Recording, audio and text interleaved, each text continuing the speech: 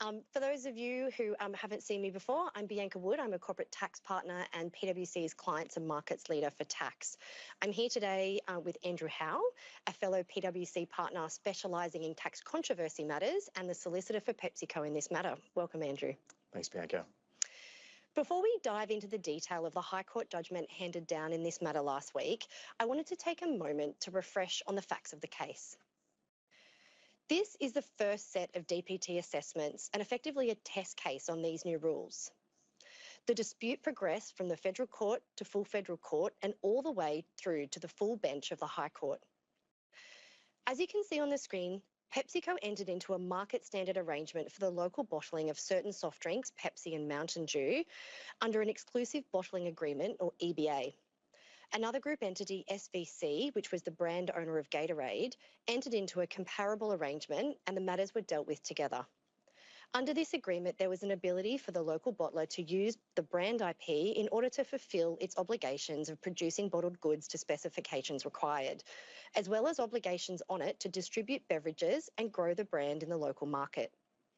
The local bottler agreed under the EBA to buy beverage concentrate, and PepsiCo was bound to sell or cause that concentrate to be sold by a group company. The concentrate was manufactured by CMSPL based in Singapore and provided to PBS, which was the local distributor of the concentrate to the bottler. There were other agreements which were relevant to the overall relationship between the parties, which related to advertising and marketing commitments of the various parties and performance agreements which set sales and distribution targets, as well as investments in distributions required to be made. Now, having laid that groundwork, Andrew, from the judgments of the High Court, there were two key matters at issue in this case. Can you take us through these? With pleasure, Bianca. And look, it was an absolute privilege to represent PepsiCo all the way from sort of the first DPT assessments through to the full bench of the High Court. And as you've outlined, there was two really key matters in this case, being whether or not part of the payments made under, pursuant to the EBAs were a royalty, and in the alternative, if they were not a royalty, did diverted profits tax apply to a hypothetical transaction to deem a royalty. And given that this case was put in the alternative, if the commissioner was going to be successful on royalty, DPT wouldn't apply, and vice versa. And in kind of unpacking those two principles about royalty and diverted profits tax, the court looked at a number of questions underneath each head of potential argument. So in the royalty case, it turned on two questions. So the first one being, was part of the payment consideration for the use of intangibles that were involved in the arrangement, or in the if that was the case, was that income derived by the IP owner in the sense that it could be a royalty? And then in the alternative to that, there was the diverted profits tax case, which really had two key issues underpinning it. The first one was the alternate postulates that were put forward, were they reasonable in a way that could give rise to a tax benefit for the purposes of the avoidance provisions? And then once that hurdle is cleared, is the purpose of the arrangements such that it was principal in this case to give rise for obtaining that tax benefit? And central to the reasoning in the judgments around those issues was the construction of the relationship between the parties. The majority focused on the legal construction of the relationships and the agreements that were in place. Can you provide a little bit of insight into the majority's rationale and the influence that had on the conclusions that the majority reached? Of course. So the majority found the express contractual terms between arm's length parties was the best indicator and best evidence of the deal that was actually struck between them.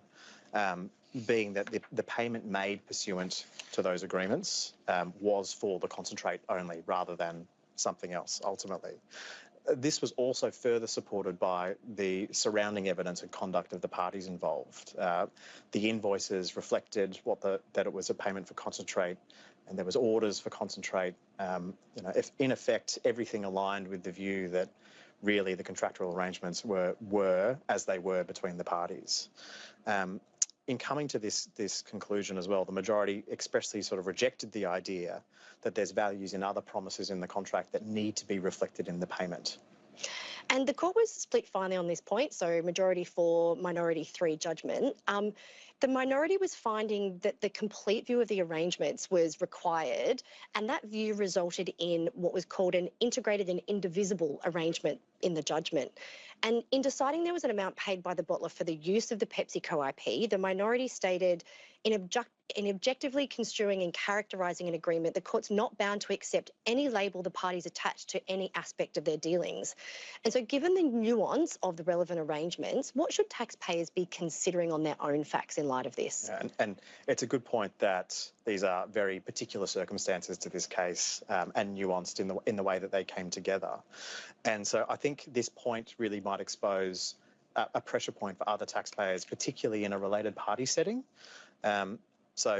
Because this position adopted by the minority isn't without precedent elsewhere. So I think, for example, the Masali case is one that directly goes to the point around a label in a contract not being one that the court is bound to follow in characterising a payment that flows for it.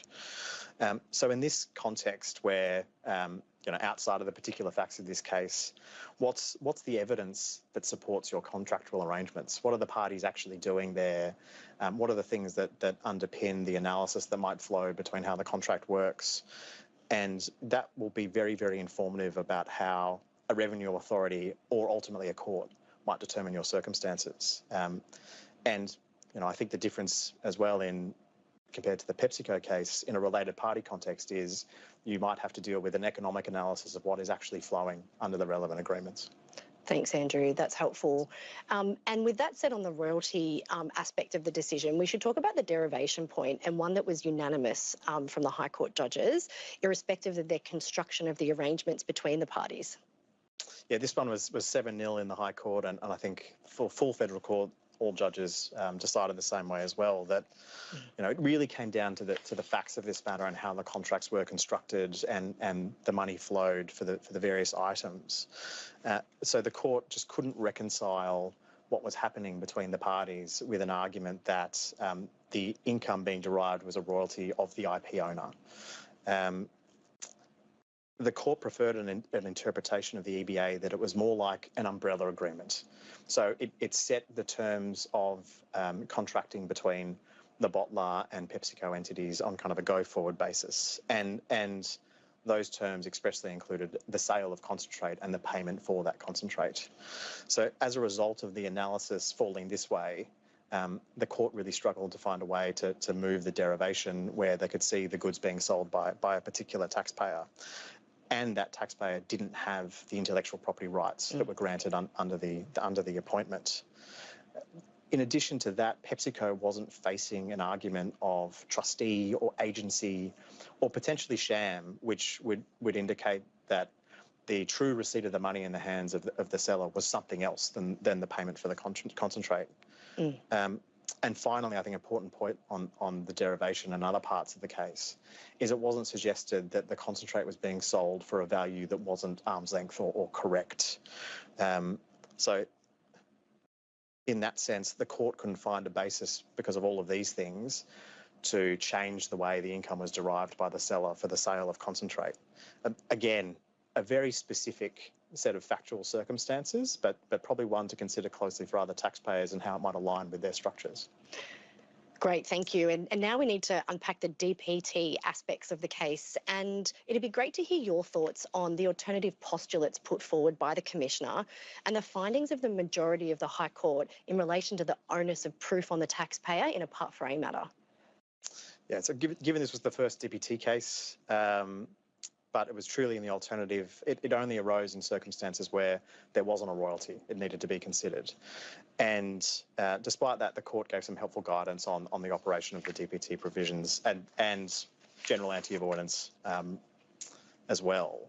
And so this was the first case that it's made its way to the High Court to consider the changes to Part 4A that were, new, but enacted in 2012. And these were particularly designed around changing the way that alternate postulates are formulated, and it's Section 177CB. And these changes made at that time were specifically designed to help taxpayers formulate what might be a reasonable alternate postulate, but also change the way that some other taxpayers had argued it to that point. So, for example, you couldn't take tax cost into account anymore, and that was the RCI case, or do nothing.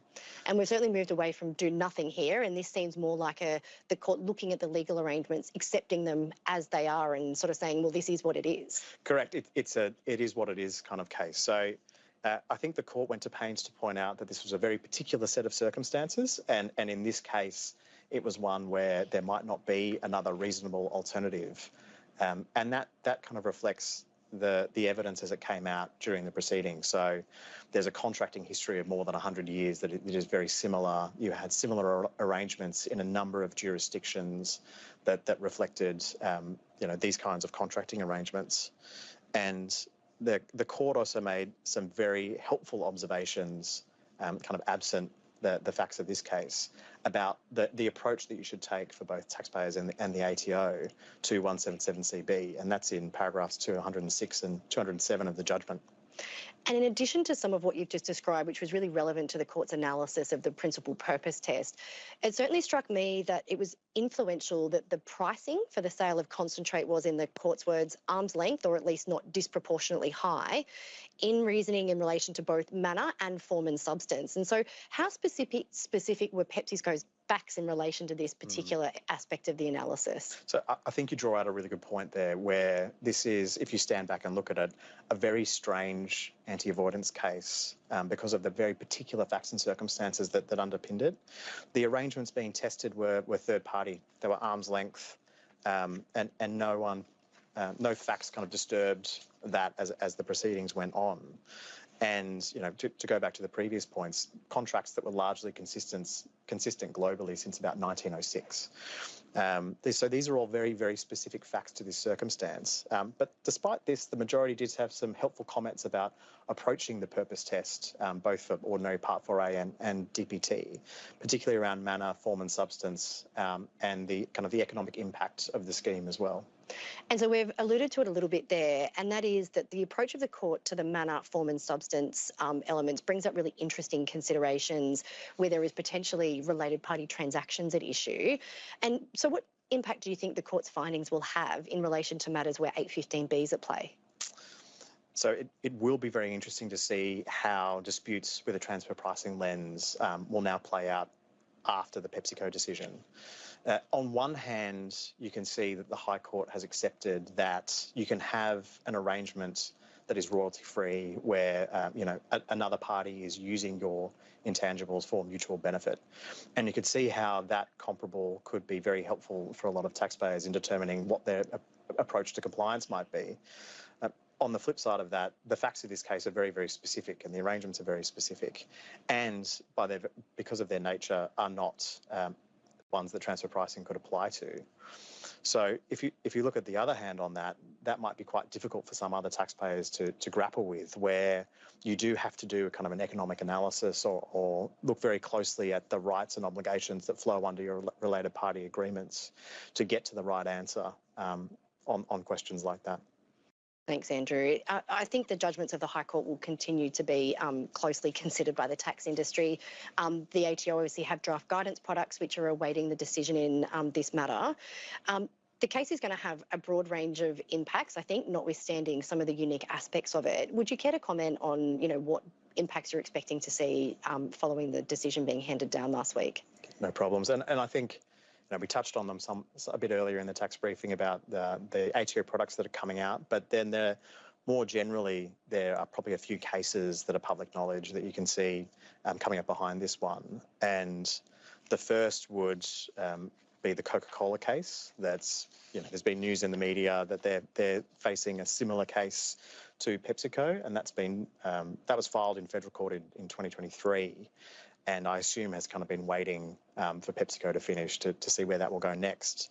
But I understand from publicly available information that it's also DPT and royalty withholding tax with a transfer pricing element as well. And we're obviously waiting to see what happens in the Oracle matter as well, which is, while not specifically, the next hearing in relation to that matter isn't specifically on these issues, certainly colours perhaps how people are going to be approaching assessments around, what their strategy and options might be where these questions are at play. Yeah, absolutely. So that appeal is going to be whether or not Oracle can have a stay of their domestic proceedings awaiting MAP. But the underlying issue is whether or not their sub-licence fee arrangements are subject to royalty withholding tax pursuant to an Australian tax treaty. So you can see that, very, very different set of circumstances, but there's probably some overlap between this decision and what Oracle is facing. And certainly in the Commissioner's submissions, acknowledging that there is 15 other matters, potentially awaiting the decision in that case is certainly adding weight to the market understanding that this is a really topical issue for the ATO and for a number of taxpayers. Yeah, I don't think it's the last we'll hear of it, Bianca, that's for sure. Well, thank you, Andrew. We are so very lucky to have you share your insights with us today. You've been living and breathing this case for the last few years, and I know you could talk about it all day, but unfortunately, that's all we've got time for.